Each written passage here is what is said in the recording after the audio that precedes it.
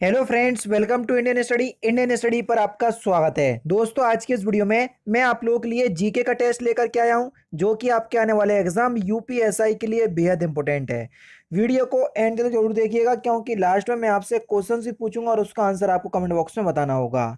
साथ ही साथ इस वीडियो की पीडीएफ डिस्क्रिप्शन में टेलीग्राम चैनल का लिंक दिया हुआ है, वहां से आप प्राप्ति कर सकते हैं। तो चलिए दोस्तों, स्टार्ट करते हैं और देख लेते हैं पहला क्वेश्चन आपके सामने।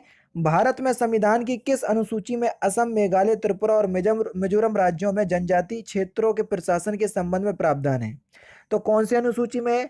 तो आपका सही आंसर हो जाएगा छठी अनुसूची। तीसरा ऑप्शन यहाँ पर आपका बिल्कुल क्या हो जाएगा सर, करेक्ट हो जाएगा। और इन राज्यों के जो नाम है वो जरूर से याद रखना, क्योंकि कभी कभी एग्जामिनर यही पूछ लेता है कि छठी अनुसूची में निम्नलिखित में से कौन सा राज्य जो है वो संबंधित नहीं है। असम, मेघालय, नागालैंड, मिजोरम ऐसा डाल देगा तो नागालैंड सही आंसर हो जाएगा।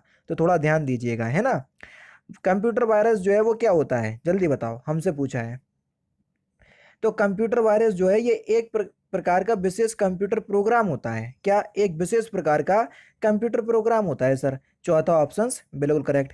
हड़प्पा सभ्यता के कस्बों को किस पैटर्न में रखा गया या रखा गया था? तो किस पैटर्न में रखा गया था? तो सही आंसर हो जाएगा आपका रेक्टेंगुलर ग्रिड, यानी कि इस तरीके का था, और ग्रिड जो है वो एक अलग से आ जाती थी, समझ रहे, 3D डायमेंशन में आप समझ सकते हैं। तो यहाँ पर जो आपका सही आंसर हो जाएगा ऑप्शन नंबर बी, तीसरा ऑप्शन यहाँ पर आपका बिल्कुल करेक्ट हो जाएगा। रेक्टेंगुलर का मतलब आयताकार होगा, सॉरी, रेक्टेंगुलर का मतलब जो है वो आयताकार पद्धति से होगा, ठीक है। तो आयताकार, मैंने शायद तरबूज बना दिया था। सूची एक को सूची दो से जो है वो मिलाना है। क्वेश्चन नंबर 44 देख लीजिए। यहाँ पर एक समाचार के नाम दिए हुए हैं, सॉरी, अखबार के नाम दिए हुए हैं और उनके संपादक के नाम दिए हुए हैं। तो आपको बताना है कि कौन सा अखबार जो है वो कौन से संपादक जो है वो संबंधित है। तो जल्दी बताइए। देखो, हमको तो यंग इंडिया का याद है कि चौथा जो है वो तीसरे यानी कि महात्मा गांधी से मिलेगा। कौन से ऑप्शंस में दिया?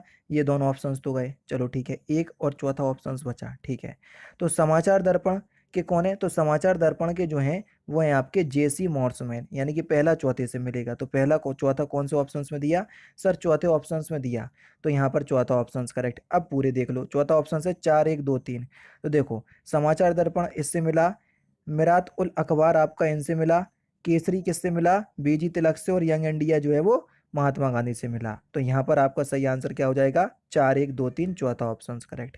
नेक्स्ट क्वेश्चन, प्रशासनिक सुधार आयोग 1967 जिसने पहली बार लोकपाल तथा लोकायुक्त बनने की संस्तुति की थी, के अध्यक्ष कौन थे?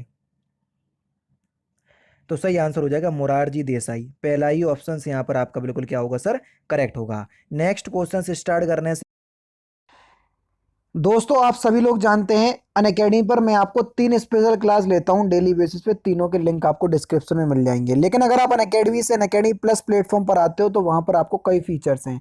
जैसे अगर आप यूपी पीएससी कैटेगरी या यूपी ट्रिपल एससी कैटेगरी के अंतर्गत सब्सक्रिप्शन को परचेज करते हो, तो उस कैटेगरी के अंदर जितने भी कोर्सेज चल रहे होंगे उन सभी को एक्सेस कर पाओगे। चाहे यूपीएसआई हुआ, यूपी लेखपाल हुआ, यूपी ट्रिपल एससी, पीटी हुआ, पीसीएस का प्रीलिम्स, सी सेट और मेंस वाला, ये सारे बैच को आप जो है वो कंप्लीट कर पाओगे केवल एक ही सब्सक्रिप्शन के साथ। आपको हर सब्सक्रिप्शन के लिए अलग से पैसा नहीं देना, जो कि मुझे अनअकैडमी की सबसे अच्छी बात लगती है। सपोज कीजिए ये वाला बैच आपका 31 अगस्त को स्टार्ट हो रहा है, वो भी आपका कंप्लीट कोर्स ऑन यूपीएसआई, जिसमें अलग अलग सब्जेक्ट आपको अलग अलग एजुकेटर्स के द्वारा जो है वो पढ़ाए जाएंगे, है ना।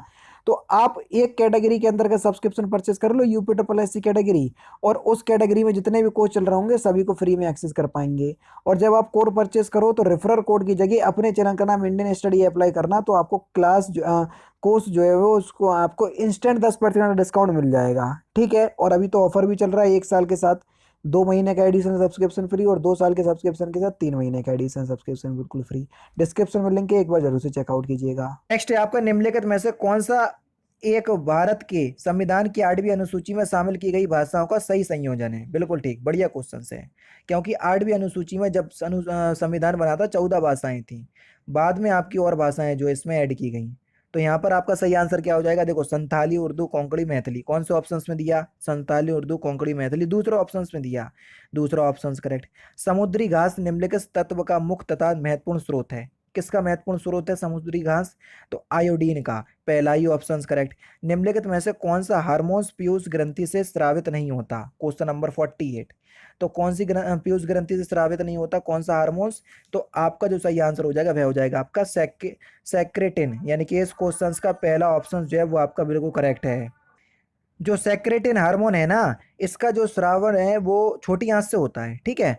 नेक्स्ट क्वेश्चन से आपका कि कथन ये दिया है नर्मदा एवं ताप्ती नदियां द्रोणी भ्रंश से बहती हैं, और उसका कारण दिया है कि इन नदियों के मार्ग ढाल की ओर समान प्रकृति के विरुद्ध हैं। तो आपको बताना है कि कथन और कारण दोनों सही है, या कथन सही है कारण गलत है, या ये यानी कि कथन जो है वो आर की सही व्याख्या है या सही व्याख्या नहीं है। इस तरीके से आपको उत्तर देना है सोच समझ करके। बढ़िया क्वेश्चन है, देखो तो सही आंसर क्या होगा। देखो ऐसे ही क्वेश्चंस नहीं करवाऊंगा, यूपीएसआई के एग्जाम की तैयारी कर रहे हैं तो थोड़े बढ़िया क्वेश्चंस देखने को मिलेंगे आपको। तो देखो दोनों ही सही है, और आर जो है वो एक ही सही व्याख्या नहीं है। सही दोनों है लेकिन आर जो है वो एक ही सही व्याख्या नहीं है। दूसरा ऑप्शन करेक्ट। नेक्स्ट क्वेश्चन, बारिश की छाएं तब बनाई जाती हैं बारिश की छाएं तब बनाई जाती हैं जब हवाएं नमी को ऊपर उठाने के लिए तेजी से बढ़ती हैं। जहां हवा ठंडी होती है और बारिश या बर्फ के रूप में अपनी नमी को वेग से नीचे गिरने के लिए संघनित होती हैं, इनमें से कौन सा वर्षा छाया प्रभाव नहीं बनाता है? तो सही आंसर हो जाएगा भूमध्य सागर के तटीय क्षेत्र, तीसरा ऑप्शन करेक्ट। क्वेश्चन नंबर 51, निम्न में से उनके काल क्रमानुसार क्रमबद्ध कीजिए, ठीक है। सबसे पहले क्या हुआ, फिर क्या उसके अनुसार आपको बताना है। प्रथम पंचवर्षीय योजना ये आपकी 1951 है, ठीक है। राष्ट्रीय विकास परिषद का गठन कब किया गया? राष्ट्रीय विकास परिषद का गठन जो है 1952 में किया गया। उसके बाद है आपका स्वतंत्र भारत में पहली बार भारतीय मुद्रा का मूल्यन कब हुआ, जल्दी बताओ।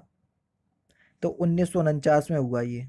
उसके बाद है आपका भारत अंतर्राष्ट्रीय मुद्रा कोष का सदस्य जो है वो कब बना?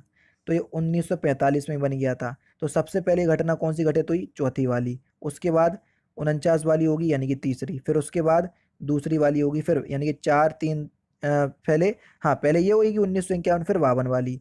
तो यहाँ पर 4 3 1 2, तो कौन से ऑप्शंस में दिया 4 3 1 2? दूसरे ऑप्शंस में दिया, दूसरा ऑप्शंस करेक्ट। रोलेक्ट एक्ट अधिनियम 1919 का विरोध किया, क्यों किया था विरोध? क्योंकि आप सभी लोग जानते हैं भैया, इसमें अभिव्यक्ति की स्वतंत्रता और मौलिक अधिकारों पर अंकुश लगाया गया तथा पुलिस को और अधिक अधिकार दिए गए थे। चौथा ऑप्शन बिल्कुल करेक्ट। अहोम के विषय में निम्नलिखित में से कौन सा तथ्य जो है वो सही नहीं है? Question number 53। अहोम के विषय में, अहोम के विषय में कौन सा तथ्य जो है वो सही नहीं है? अहोम राज्य कुलों में विभाजित था, उन्हें पाइक कहा जाता था। ये जो है वो आपका क्या है सर? गलत है। क्वेश्चन नंबर 53 का पहला ही ऑप्शन जो है वो आपका बिल्कुल करेक्ट हो जाएगा, क्योंकि ये कुलों में तो विभाजित था जिन्हें कुल संघ कहा जाता था। कुलों में विभाजित था बिल्कुल ठीक है, इन्हें पाइक नहीं, इन्हें कुल संघ कहा जाता था, ठीक है।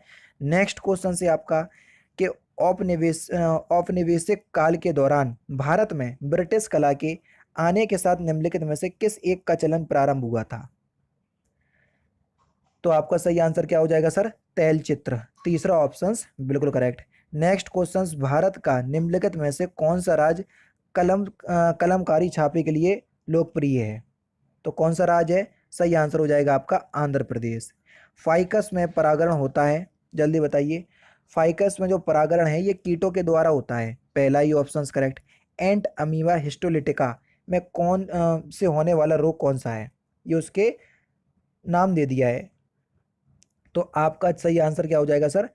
पेचेस, दूसरा ऑप्शन करेक्ट। ये पेचेस जो है वो प्रोटोजोआ के कारण होता है, तो ये प्रोटोजोआ का नाम है एंट अमीबा हिस्टोलिटिका, ठीक है। नेक्स्ट क्वेश्चन, निम्नलिखित में से कौन सा अधिदिष्ट मुद्रा के बारे में सच है? तो सही आंसर हो जाएगा कोई आंतरिक मूल नहीं है, दूसरा ऑप्शन बिल्कुल करेक्ट। एक स्थानांतरण खेती बेवर किस भारतीय राज्य में प्रचलित है? तो किस भारतीय राज्य में प्रचलित है? मध्य प्रदेश, पहला ही option correct. Fill in the blanks एक संकल्पना है जिसमें कोड अथवा दूसरी संवेदनशील सूचना प्राप्त करने के लिए ट्रेस अथवा रिसाइकल बिन की छानबीन की जाती है। तो सही आंसर आपका क्या हो जाएगा? डंपस्टर डाइविंग, चौथा ऑप्शन बिल्कुल करेक्ट। मानवाधिकार की सार्वभौमिक घोषणा में उल्लेखित मानवाधिकार के सिद्धांत भारतीय संविधान के किन अनुच्छेदों में निहित है? तो किन अनुच्छेदों में निहित है? तो आपका सही आंसर हो जाएगा अनुच्छेद 12 से लेके 51A के तहत मानव अधिकारों के बारे में, क्योंकि इसमें देखो सबसे पहले मौलिक अधिकार शामिल हो जाएंगे, मानव अधिकारों के बारे में बताया गया है। फिर राज्य के नीति निर्देश तत्व, जिसमें राज्य के नीति निर्देश तत्वों के बारे में बताया गया। फिर उसके आपका मौलिक अधिकार, तो आपका पहला ही ऑप्शन करेक्ट। द्वितीय विश्व युद्ध के दौरान भारत का वायसराय कौन था? जल्दी बताओ। द्वितीय विश्व युद्ध जो आपका 1900 लगभग में कब हुआ था? 1914 में आपका पहला विश्व युद्ध हुआ था, 1939 में दूसरा हुआ था। तो इस समय भारत का वायसराय कौन था? तो आपका जो सही आंसर हो जाएगा वह हो जाएगा लॉर्ड लिनलिथ। पहला ही ऑप्शन करेक्ट। नेक्स्ट क्वेश्चन, भारतीय दंड संहिता का समुद्र में क्षेत्राधिकार कहाँ तक फैला हुआ है? तो सही आंसर हो जाएगा 12 समुद्री मील, तीसरा ऑप्शन करेक्ट। इस यातायात प्रतीक का अर्थ क्या है? आराम से देख लो फिर इसका अर्थ बताओ। Question number 65। तो इसका है पैदल यात्री वर्जित हैं, चौथा ऑप्शन करेक्ट। किस वर्ष में भारतीय इंपीरियल पुलिस को भारतीय पुलिस सेवा यानी कि आईपीएस के रूप में बदल दिया गया? तो सही आंसर हो जाएगा वर्ष 1948 में। Bharat fill in the blanks अधिनियम जंगली जानवरों, पक्षियों और पौधों के लिए सुरक्षा प्रदान करता है? तो भारत का वन्य जीव संरक्षण अधिनियम जंगली जानवरों, पक्षियों और पौधों के लिए सुरक्षा प्रदान करता है, दूसरा ऑप्शन करेक्ट। सीआईडी की फिल इन द ब्लैंक शाखा जालसाजी और नकली चीजों बनाने जैसे गंभीर अपराधों की जांच करती है? तो सही आंसर क्या हो जाएगा? सीआईडी की अपराध शाखा, पहला ही ऑप्शन करेक्ट। सूचना का अधिकार आरटीआई अधिनियम के अनुसार यदि मांगी गई जानकारी एक व्यक्ति के जीवन और स्वतंत्रता से संबंधित है तो जन सूचना अधिकारी को फिल इन द ब्लैंक्स दिनों के भीतर अनिवार्य रूप से आरटीआई का जवाब देना चाहिए। कितने दिनों के भीतर? तो सही आंसर आपका क्या हो जाएगा? 2 दिनों के भीतर, दूसरा ऑप्शन करेक्ट।